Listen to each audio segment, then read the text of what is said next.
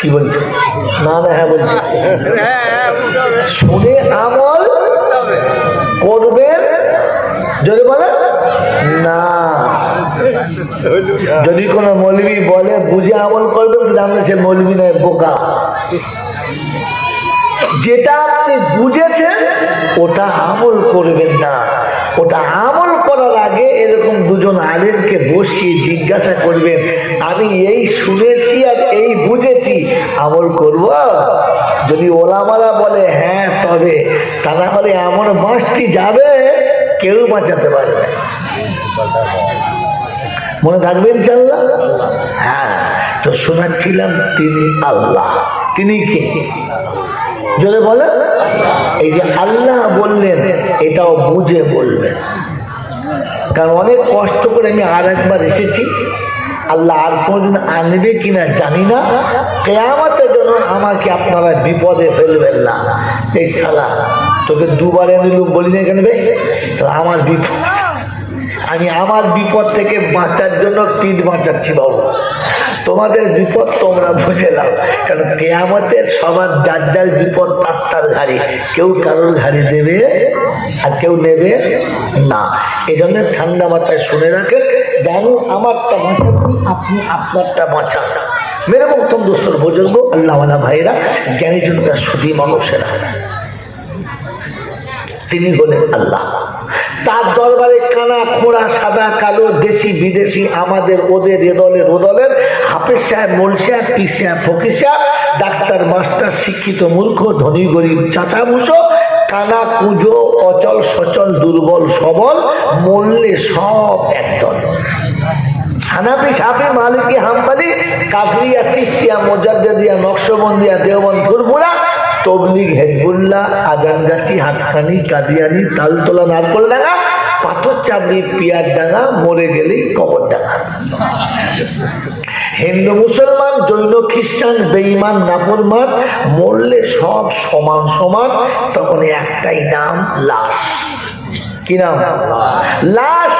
আর ফেরেশতারা বলছে, যাচ্ছি যখন যা, তবে দেখে যাস, আগে চলে গেছে আছাছা বাঁশ।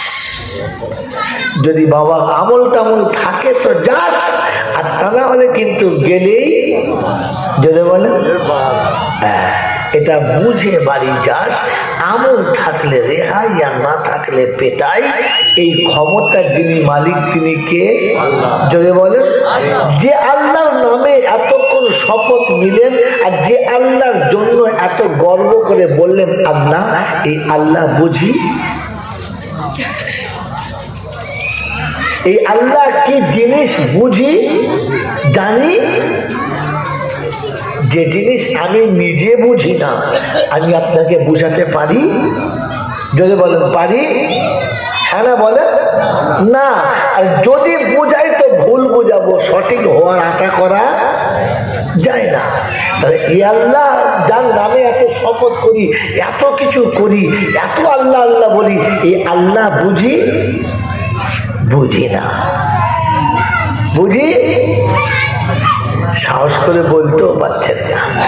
ভাই আল্লাহ বোঝার চেষ্টা করি, বলে আল্লাহ বুঝি? বুঝি না।